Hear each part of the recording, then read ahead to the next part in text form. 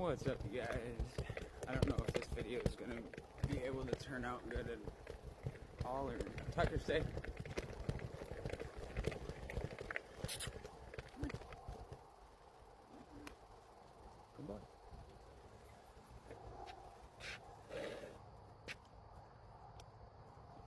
No, come on. Hello again. Seem to run into each other almost every time we're out here. Have a good one, brother. Thanks, you too. I edit that part out.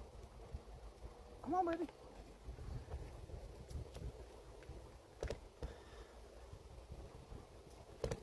Alright. So I guess back to what I was talking about, or was going to talk about.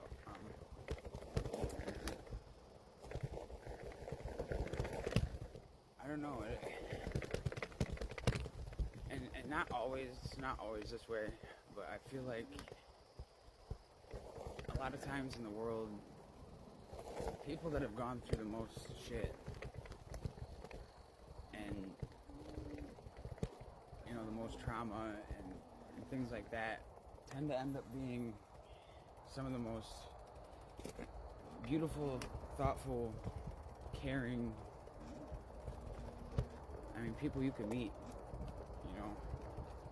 For instance, I was at the homeless shelter today for lunch. I just started a new job, and you know, things got pretty tight, and I'm kind of financially strapped right now. So I've been going to the homeless shelter where I'm at for lunch when I'm not working. And I went today, and it broke my heart, dude. There was like a family, there was 3 kids, and you know, a mom and a dad, and you know, it wasn't just them, but like they were some of the most polite people, just not intentionally eavesdropping or anything, but I was just sitting there, I was praying for my food and my head and everything, and then I hear them praying, and the way they're treating the staff, the volunteers, and you know, the people in line, the way they were treating the staff and volunteers. You know, all these people were down on their luck, and so many of them were still joyful and happy, even with kids. You know, I couldn't imagine being a parent and having to do that, you know. Not that there's anything wrong with it, I'm not saying that, just how I would feel personally as a parent, and the way that they've been able to keep joy and love and a grateful heart and faith, and the way so many people there, you know, they were thanking the people serving the food after every scoop, after, I don't know, it was really cool to me. It just got me thinking today. You know, I know a lot of times God's people, not the people that profess to be God's people, but God's remnant, God's people, you know, people whose name is already written. A lot of times they have to go through more crap than regular people, than normal people, you know. I mean, partly it's because, you know, if the devil gives people everything they want and they don't know God, what need do they have for God? You know, they don't. Their hope is in money and status and power and respect, perceived respect, and it's just misplaced.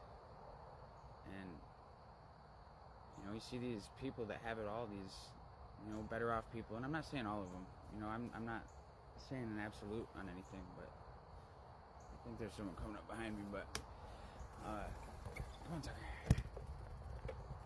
But more often than not, from what I've seen, a lot of the more wealthy people and the people that are, you know, financially stable and kind of don't have any issues, or at least not on the surface that they portray or project, they're more miserable than the people who have nothing, you know, and they're more willing to give the shirt off their back or, half of their last meal, or even their whole last meal. Tucker, stay. Leave the bunny. Sorry, there's a bunny. This is going to be like the most ADHD video ever, so if you're still with me, I appreciate you. Tucker! But,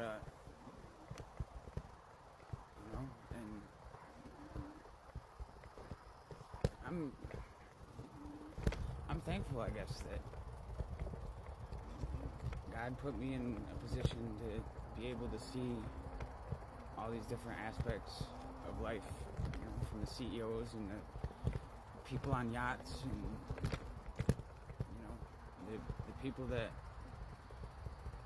you would kind of turn your nose at, or most people do, or have preconceived notions about, without truly knowing them at all, and just judging.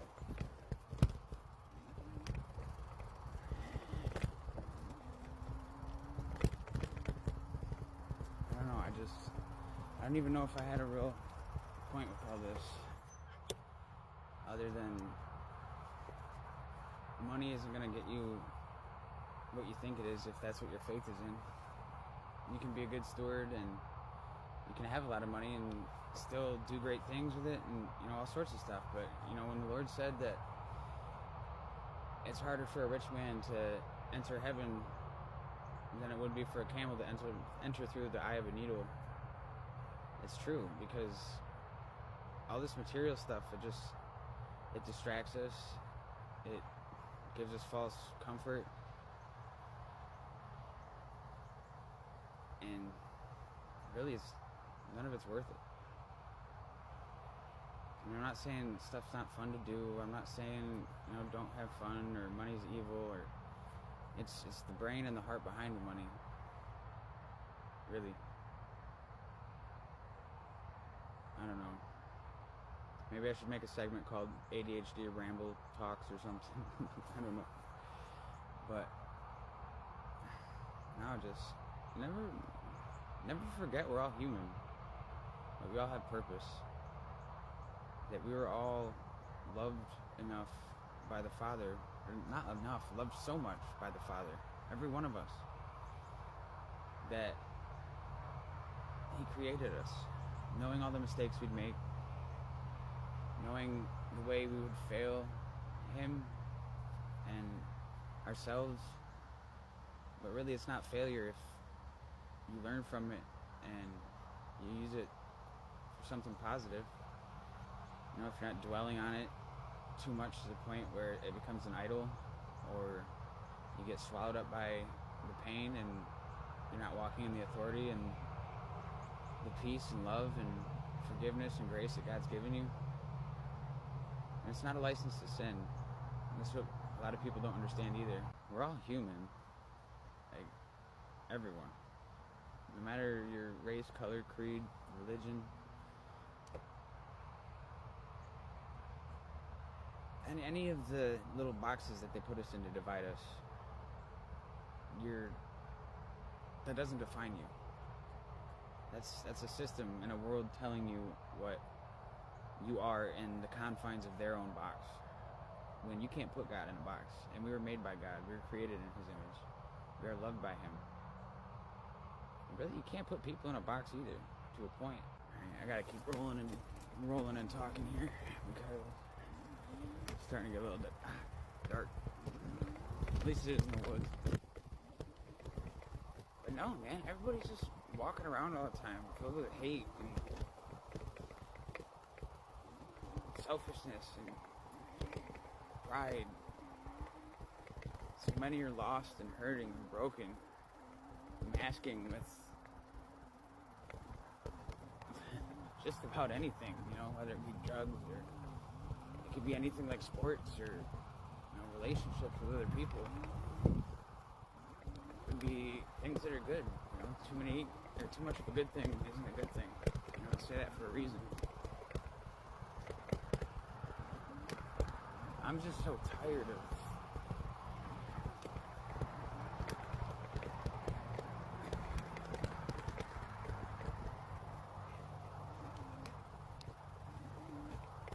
being complicit in a a system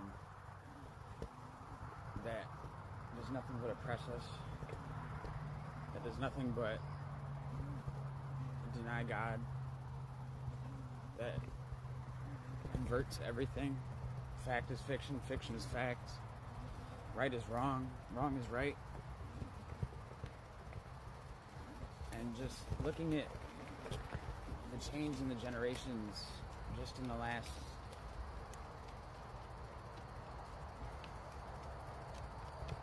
15 years even.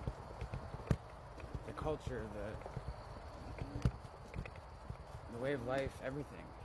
You know, it wasn't good necessarily before, but it was tolerable enough to where people didn't really question too much. But now you look everywhere you go and people are struggling to eat, struggling to make ends meet. You got institutions raising your children because you got both parents working 2 jobs, 1 or 2 jobs, you know, they're always gone. So, you know, you might see the parents for a little bit in the morning, maybe if you're lucky. Then you go off to school, you're at school all day, maybe see them a little bit after you get out of school and after they get out of work, depending on what time that all is. They've separated the families, they've taken God out of everything. They've glorified what needs to be destroyed, and they've done their best to destroy what needs to be glorified. You know? The remnant is rising. People are fed up. They're done. Even people who don't believe. Sorry, there's something coming up behind me. But the people are done. Most of them. You know, you got these bot farms and everything, and the news channels pushing their agendas. Controlled opposition, that's all it is. There's no left versus right. In the end, it's good versus evil. It's exactly what Jesus said it was. And it's exactly what Jesus said it was going to be. And it hasn't even fully kicked off yet, you know. And I'm not some perfect saint. Not by any means. Not by a long shot.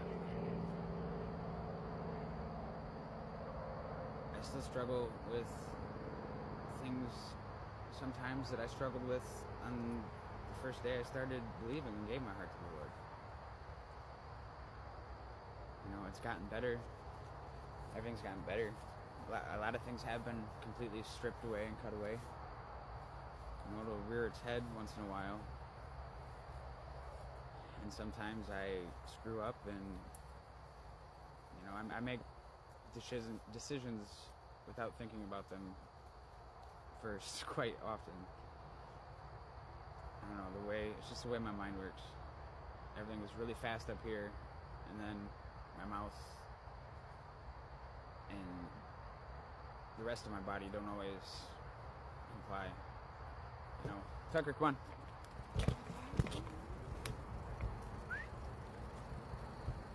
And you know, I'm no better than anybody. I'm no worse than anybody. You know, us as people, we're the ones that classify sin. And, you know, this one's worse than this one. And in reality, all of that is subjective. And I know a lot of people aren't going to like to hear it. And it took me a little bit to grasp the concept too. But someone that goes out and cold-blooded unalives somebody, and someone who lies or steals or any of those things, they're just as guilty. Sin is sin. There's no classification to it other than the other blasphemy of the Holy Spirit. That's another subject. And we're so quick to judge and down one another when a lot of times we haven't even lived quarter of what that person may have gone through. You know, someone's always got it worse. Always. I mean, unless you're that one unlucky person in the world, in which case I pray for you. But we gotta do better, guys. Nothing's ever gonna change if we don't stand up, unite, and say enough is enough and actually do something about it. Stop being controlled by these jobs and these systems and these illusions. This bologna we've been spoon-fed, and it's been shoved down our throats ever since we were born, generation after generation, at least since the 1800s. And nothing is what it seems. Me, you, we're not each other's enemy. Our enemy is against evil, is against the kingdom of darkness, not one another. For we wrestle not against flesh and blood, but against principalities and powers and rulers of this dark world. And it's true. But I'll catch y'all on the flip side. That's my ADHD rant for the day. God bless y'all.